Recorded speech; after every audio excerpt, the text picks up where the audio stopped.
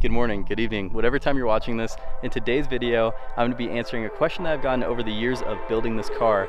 Was it worth it to go wide body? Let's talk about it.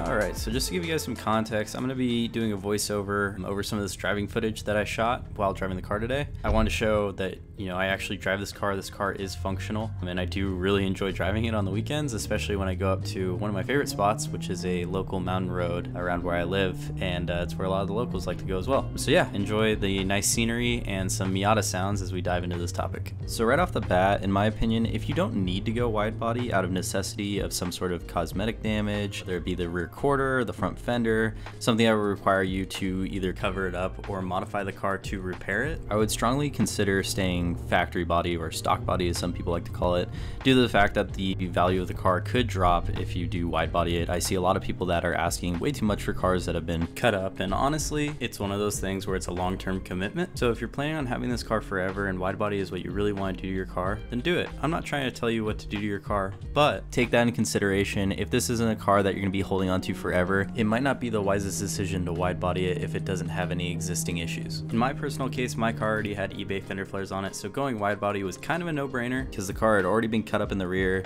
If you want to know more about that process and how I set up the car the way it is set up today in the video that you're watching, I have another video on my channel. It's actually my first video, and it'll answer a lot of questions that you guys have about my Rocket Bunny Mazda Miata. On to the next thing, and probably the most important thing on this list, drivability. When you go wide body, there are a few things that you need to know, and one of those things is that you're not going to be able to turn as much as you could when you were stock body, unless you tube the front fenders and go through an extensive amount of body work. And in my case, my front fenders are not tubed, so I do rub pretty heavily when I'm on full lock.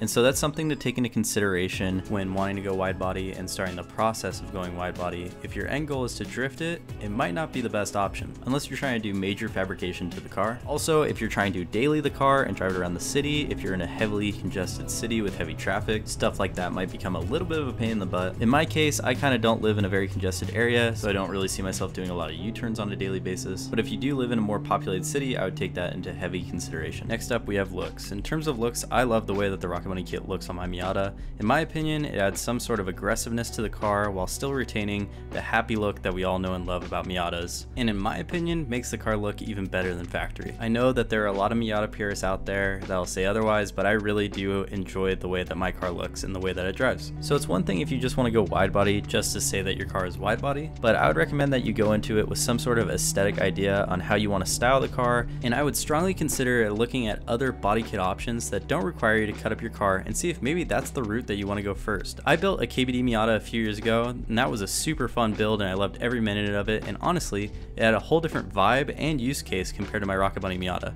For example, I could kick it loose whenever I want to, play around with the oversteer, and do a couple donuts if I really wanted to. I wasn't limited by any amount of grip and could have a lot of fun with the setup, whereas for the Rocket Bunny, it mainly has a ton of grip and looks in terms of the aesthetic and the use of the car. So just take that in consideration before making a permanent decision to something you might not want. Following that topic though, we should talk about some performance. Personally, I don't track my car. I would love to track my car, but there are not any real circuit tracks around where I live. There's only autocross events, but from my experience, this car has so much more grip than the stock body Miata I had a couple years ago. This thing feels like it is stuck in the corners. You can just basically do whatever you want and drive it as hard as you want, and it feels like for the amount of power that I have, which is not much, the car is not needing any more grip. It definitely has more grip than power, if that makes sense. So in terms of performance, if you want to wide body your car for the track, totally get it. If you're wanting to wide body it for the street, I will say that there is a noticeable difference if you're going around just normal turns that you normally go around when you have stock wheels and tires on. You will feel a noticeable change in the car's behavior when it goes around a corner. I would honestly even say it does feel like a go-kart when you're driving this thing. I mean, the level of grip gives you so much confidence as the driver. It is super enjoyable and it is crazy. But obviously remember, cars have their limits, so don't get too cocky. Which brings me to my next thing. We have cost. Going wide body on a Mazda Miata is not going to be cheap. You're going to need to budget out money for the actual kit, and I would highly recommend going with an authentic kit, regardless of what wide body you go with, whether it's Rocket Bunny or another company, because they typically fit much better with the OEM body lines. And you're supporting the original artist that designed the kit instead of supporting somebody who just blatantly stole their design. Along with the cost of the kit, you're going to have to upgrade your suspension so that the car doesn't look goofy. Obviously, you're going to have to lower your car, you're going to have to put some wider wheels and tires on it, and if you're not going to do wider wheels and tires, you're going to have to put some sort of spacer to make it have a little bit better fitment than just running factory wheels. We've all seen that car on Facebook or driving down the street that has factory wheels on a newly installed wide body and looks super funny. In my case, the wide body cost $2,500 plus shipping, and my wheels costed about $3,000. Also, don't forget you're going to have to buy some coilovers, so coilovers can range anywhere from about $700 to $1,500. It just kind of depends on your preference on how low you want the car to go and how well you want it to handle. And then accounting for tires that you have to wrap around the new wheels, and so those ran me about $700 on the last pair that I bought.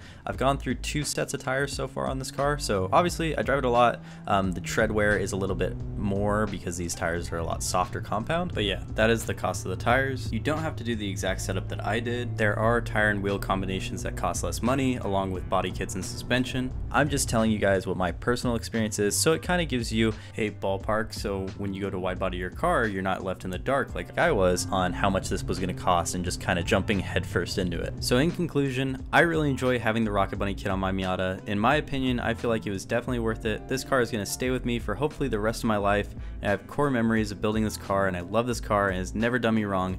I just love the way that it looks. It puts a smile on my face every time I look at it in the garage, and I really feel like it goes with the style that I wanted to do for this car when I first started building it. I learned a lot from wide bodying this car, and I got to save a Miata chassis that probably would have been scrapped eventually just because it had cuts in it, and I was able to repair a lot of that and put something on it that I feel like looks better. So I hope this was an informative video for you guys, and hopefully it gives you some insight into how much going wide body costs and what you have to be thinking about when wanting to go wide body, so that way you guys feel more confident when going to order your first wide body kit for your Miata or any other car that you're doing. So best of luck with the builds. Let me know what you guys think of the Miata in the comments. If there's anything else that I should touch on my Miata in a later video, or any questions, comments, or concerns, let me know. But I'll talk to you guys later. Bye.